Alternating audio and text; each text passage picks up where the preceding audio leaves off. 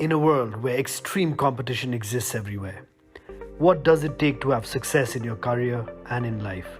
Join me, Nirvana Chaudhary, as I sit down with some of the most successful individuals to discover the secrets to their success, what continues to drive them, and to hear a few exclusive stories in the process.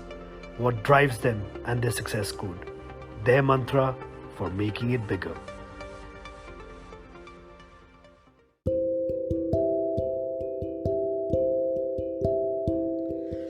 Hello everyone, this is Nirvana Chaudhary once again back with my podcast Making It Bigger. Today, once again, I have someone so special, someone so different, someone who absolutely again needs no introduction. Someone who I've seen over the last 1 decade really change the face of cricket in Nepal. Apart from just cricket, I think he's taken the entire sports fraternity and community and how sports is perceived in our country to a different level. Someone who's been a captain of the Nepal cricket team since 2000, from 2009 to 2019, still continues to play cricket. I'm so proud of having Paras with me on my show today. Paras, thank you so much for joining me. Thank you, Nirvana. I think the introduction went a bit too much. I mean, you've always been very generous. I think yourself and the institution that you represent, CG, has been an integral part of, Nepal cricket's growth and sports in general. So glad to be talking to you. You're like my elder brother. So yeah. Thank you so much, Paras. So, very important, pertinent issue you raised. I'll come back to that later. But one thing I always start my podcast is, you're an inspiration to the youth. I'm not exaggerating. You've been a successful sportsman, a phenomenal cricketer. What is your success mantra? What is it that drives Paras? What goes on to your head? I think for me, my basic, I would say, I'm a man of principles. It's as simple as that. I've always been honest in everything that I've done. Growing up, it wasn't about me trying to become a cricketer or, become a sportsman. I played sports just from a very young age. I was part of schools, football, cricket, basketball, like all sports, extra. And plus I was good in studies. So that way I always had this balance, because in Nepal, you know how it goes, where you have education always takes the front and foremost priority, and sports is always, not there. But for me, it was about, just managing that. And it just happened for me. Cricket's something where, there were times when I've tried to run away from it. And then I have come to realization that I was destined for this. It's in my destiny. It's in today, whoever and whatever that I am is because of cricket. And for me, my biggest, if you can call me an asset, would be that I'm incredibly honest. Like, there's nothing for me to, hide about. I'm like a public, open book where, you can go through anything and everything, whether it's personal, professional, my cricket stats, whatever. And for me, it's about just being real. I think that's something where I've always tried to maintain within myself, and of course with the cricket team as well. And it's my honesty is my biggest virtue, and that has brought me where I am today. I couldn't agree more. I've seen you over the last 10 years, and you're absolutely right. Honest to the face. But tell me one thing. Honesty is obviously the best policy, but I've seen very up close and personal on how some of our institutions, independent institutions, regulatory bodies sort of work. I've had the honor of representing or being part of this body for 1 day, and you know about that, right? And I was like, man, there's no way we'll be able to achieve this. So, all I could do from an individual capacity is like probably create a 5-year blueprint and give it.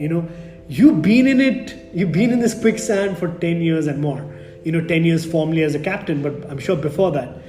I mean, how have you navigated yourself individually and as captain of the team through the bureaucratic challenges and hurdles that come along this sport?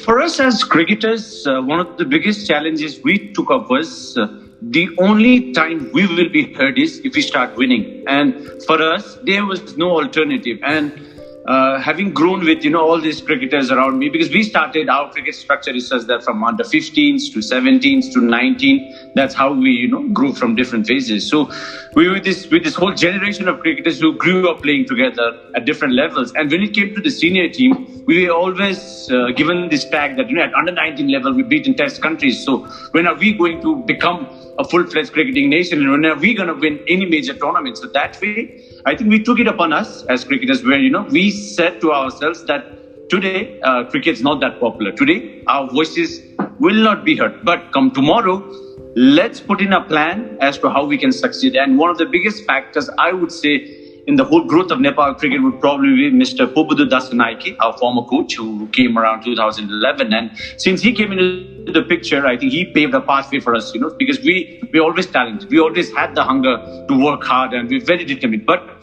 we did not have idea as to how to, climb up that ladder, because he's somebody who'd taken teams like Canada. He's played himself cricket for Sri Lanka. So he knew what it took for an associate country to rise up the ranks. And when he got to Nepal and he saw this amazing bunch of cricketers, he said, this is what we need to do. And we kept pushing ourselves. And like you said, and we still have hurdles. Having said that, having everything that we have accomplished on a cricket field, we still go through those very, very small issues. I know there are times that I've rung up you with weird things that, we want the cricket team, for you to help us on a personal, professional level. So that way, we just kept pushing ourselves, and we knew that if we produce results, the other things going to take care of itself. But having said that, it wasn't easy. Why? Because we weren't taken seriously, because we never had a system in place. We still don't have a system in place. But with the coach and the players standing together and with one intention, with, again, the word honesty comes, with honest intentions, I think you can create miracles. And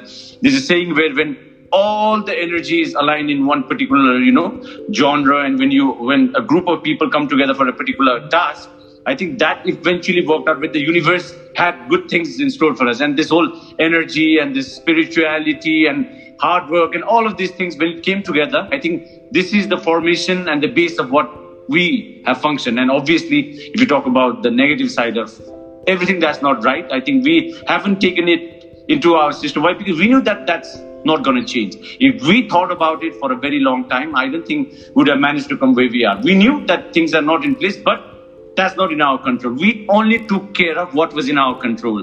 What was in our control was scoring runs, taking catches, taking wickets, diving around, running harder, faster, stronger. So these are the things we managed to put in our workload, and here we are today. It's absolutely amazing. When I'm listening to you, I'm correlating it with what we do in business. Sometimes when the environment is not favorable, one thing that works is hard work and honesty. You are truly committed to your work. Sooner or later, you're going to achieve what it is. So it's amazing. Tell me, I heard a word in your speech right now. You talked about spirituality. How important is spirituality in the life of a leader?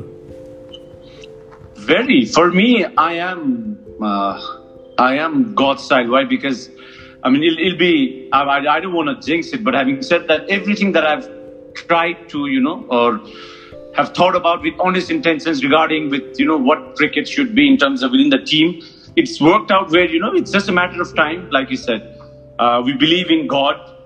Even our hurdle when we go before a match is Pashupatinath ki Jai. I know it's just one form of God and one religion that we're representing, but then we represent the whole Nepal. We have people representing different religions, and it's like you have Buddha in your background. We're like country with Buddhism, and we're a secular country. And with that, I think the cricket team is a very prime example of how everything can function if everybody aligns to their responsibility. If everybody thinks of what's that task. It's not about where you're from or what background you come from. It's about you being there to help win matches for Nepal. It's you being there to help Nepal progress at your respective field. So that's how we have looked at it. And for me, I'm somebody who follows God and spirit. I'm very spiritual. I'm not somebody who practice and do puja all over, but then I'm very conscious about things around me. And there's this, I keep saying this to people around me, my friends. There's a difference between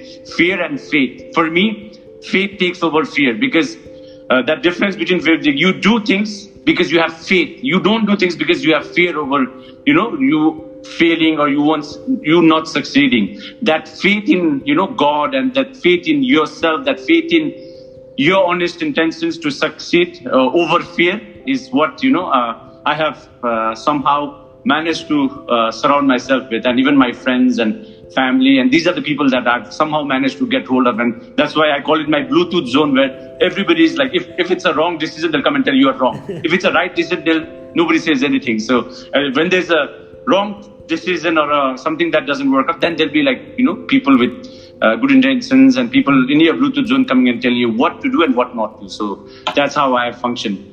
Okay. Paras, early 2000s, right? Cricket is nowhere in the scene in Nepal. I mean, it's football, all of that. One by one, like you said, you start proving, start winning, and starts getting attention. In our own small way, we had a little bit of contribution supporting, but for us, we never even knew that the sport would get so big. Coming forward now, it's, I think, become a sport that's become, if not bigger, as popular as, let's say, football. Going forward next 10 years, you in your own personal capacity are involved in a lot of social initiatives, right? And something that I am, again, aware of is the Balliu 11. What is Balliu 11, and how do you see the next 10 years of cricket evolving in our country? We must plan to become a test playing country. It's as simple as that. I have been saying this in thousands of interviews that I've given. I think yourself, myself, and a couple of very like-minded people, we've started this whole Balliu Nepal, Balliu 11 movement, and it's to do with cricket. So it's all about, I say we have the talent, we have the fan following, we have enough financial, people to support this game now. Before, I knew it. Before 2014 World Cup, if you ask somebody to go and let's say sponsor 50,000 rupees, right? People will say like, why should I? Now you have people who want to spend 5 crore rupees, or somebody's building a 500 crore stadium, So the things have really changed in terms of perspective. But having said that, for us, in the next 10 years, our whole journey should be, we have to have a cricket team that's winning, because we can have the best plan for the next 8-10 years. But on day-to-day basis, the cricket team, the players currently, and how we groom these players is going to be, I would say, a very important role. Why? Because if you don't have a cricket team that's winning, there's going to be no attraction towards, sponsorship and the government policies or whatever. But having said that, because cricket is one of those very few sports that has actually proven itself, like we've won almost everything now. But obviously, having said that, we still have a World Cup to qualify for. We're an ODI country now. So all these things now, it's about time that we invest. We need to have proper infrastructure in place. We have to have proper cricket stadiums. I wouldn't call it a stadium. We don't need a full 50,000 capacity stadium. You have cricket grounds in Australia, New Zealand with banks. We just need to add floodlights, add that structure up, have domestic cricket running, and all these things, and start from school levels and college level, like we did the Balliu Nepal inter-school cricket tournament in Province 5. Like I would say that is the biggest inter-school cricket level tournament that this country has ever seen, where all 12 districts for the first time ever participated in a cricket tournament, and that too at inter-school under 16 level. So that is one of the bases where tomorrow, if we have this spread it over the whole country and everybody is conducting its own cricketing, activities, you have a regional cricket team, you have, provincial cricket teams, district cricket team. Now we have our own Premier Leagues that are happening. And on top of that, we have a national cricket team that's, performing at the highest level and doing well. So these are the things, if you can add up, step by step, I think that should be our ultimate goal moving forward. And like I said, the Balliu Nepal, the Balliu 11 movement says what we believe is that in 2039, we want to win the World Cup. We are not talking about qualifying for a World Cup. So I know it's an 18, 20-year-old dream. And tomorrow, if everything goes well, we are all allowed to dream. 2013, when we said we'll play the World Cup, everybody used to laugh at us, and we made it happen. And when we said after the World Cup, we might become an ODI country, and 5 years down the line, 2018, we become an ODI country. So hopefully, like I said, in the next 10 to 12 years, if we become a full-fledged test-playing country, and 8-10 years plus that, we managed to win a World Cup with how I like to see Nepal cricket moving forward. That's amazing. One thing I really need to learn from you is patience, for sure. But again, honesty, hard work, looking at the larger picture, focusing on the basic infrastructure, results. we'll get you to ensure that the entire ecosystem is moving forward with you. Thank you so much, Paras, for coming on my show. I really, really appreciate it. I'm absolutely always so proud of you, and I know in days to come you'll again take this to greater heights. Thank you so much for giving me time. Thank you, Nirvandai. Take care, and always great talking to you. Cheers.